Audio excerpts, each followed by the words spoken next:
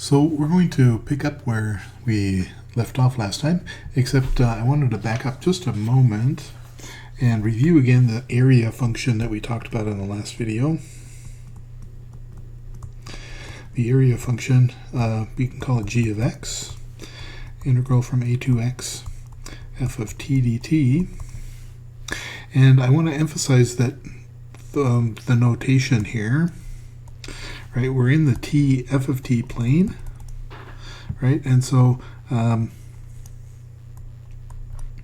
when you're measuring out your x is indicating where you're stopping, right, before you compute your area.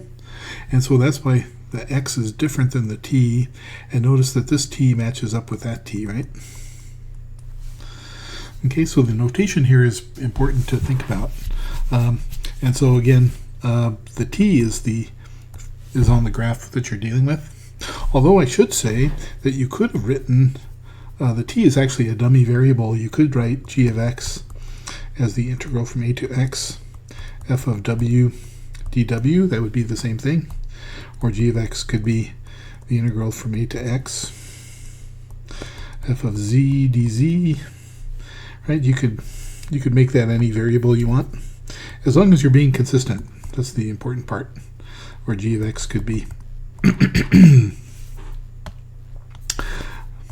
Well, I guess we've done enough for that. It could be f of r dr, for example. Okay, good. Now, what we want to think about is what is g prime of x? And so we're going to use the definition and say that g prime of x is going to be the limit as h goes to 0 of g of x plus h minus g of x over h, right? And so we're going to plug our definitions in.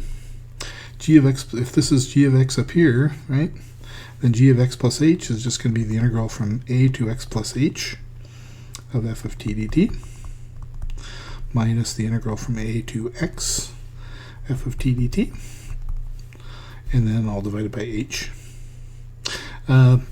Let me go ahead and put the h, bring the h up, and also let's think about what this is getting at here.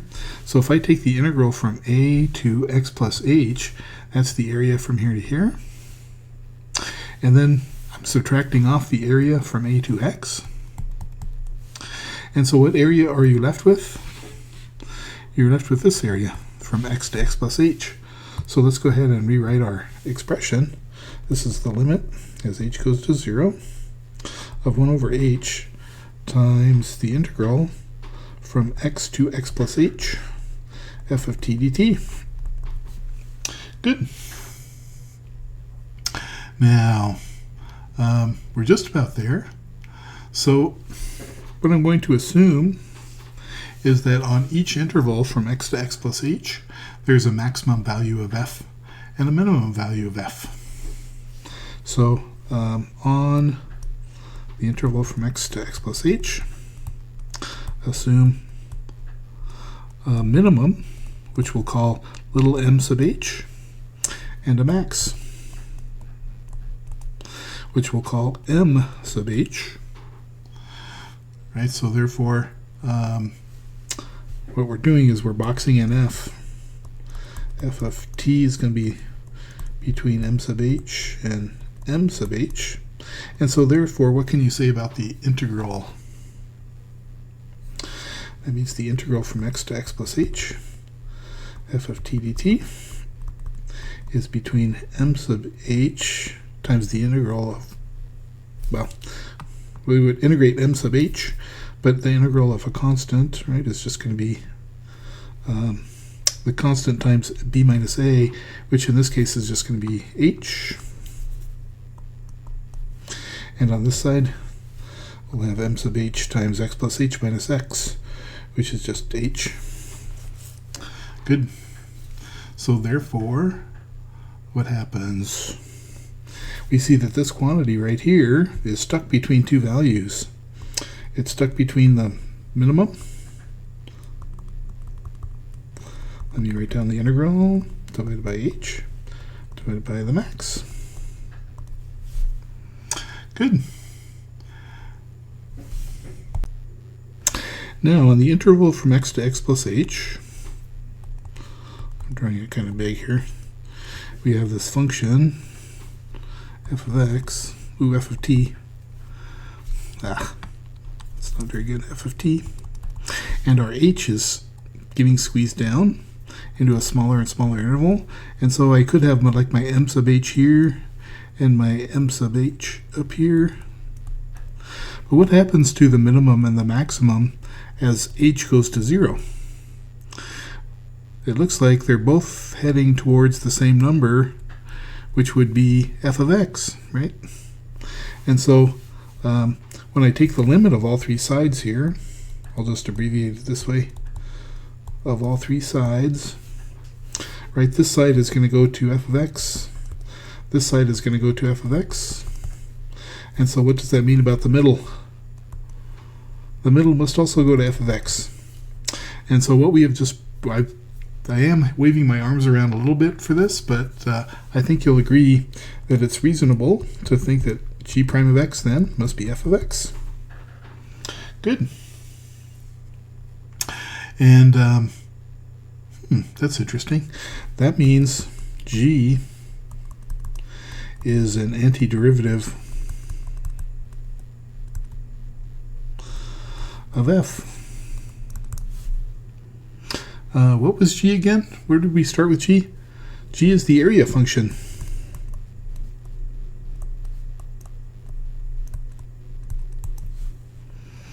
And so what we've shown is that the area function is an antiderivative of f. So let me summarize now with the fundamental theorem of calculus.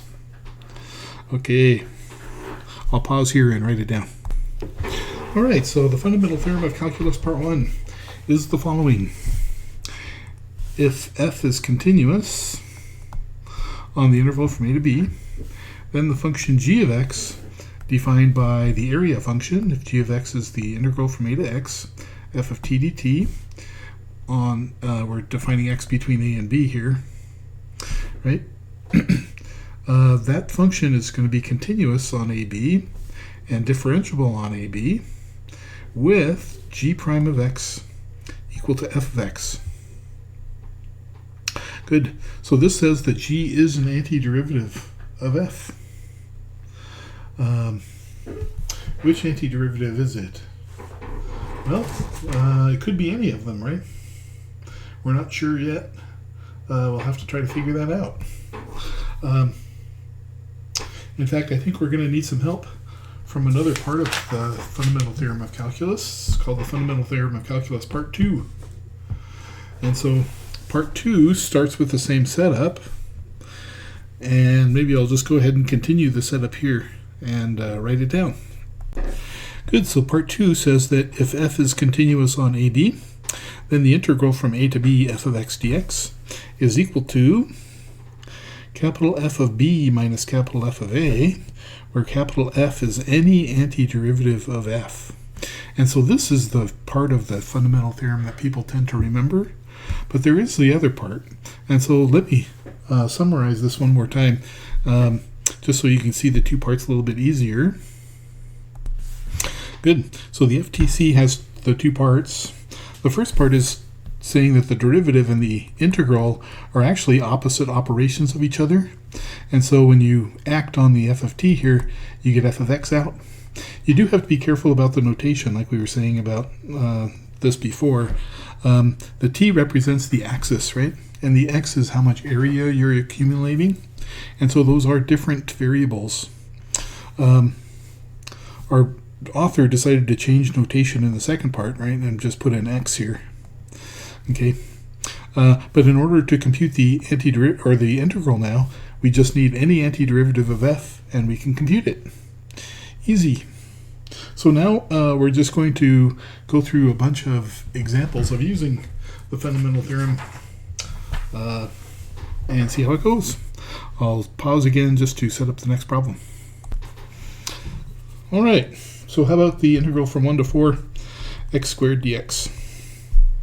Well, first we take an antiderivative.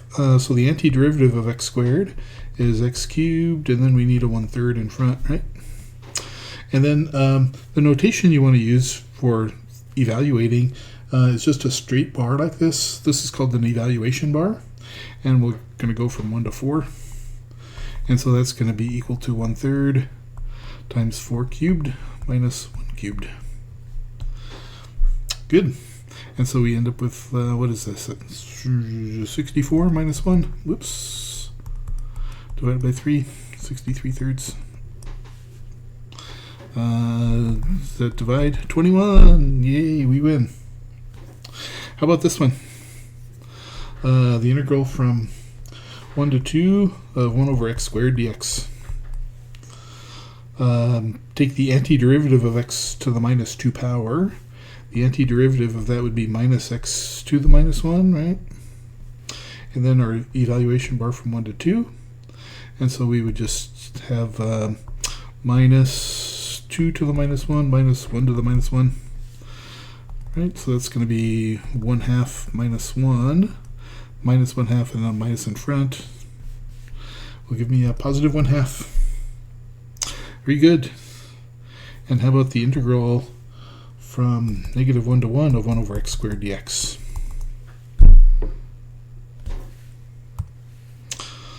Wait. FTC does not apply. Why? Why can we not use the fundamental theorem of calculus here? Oh no! Uh-oh. Okay, I'll give you a little bit of time to think about it, and we'll answer the question in the next video. See you there.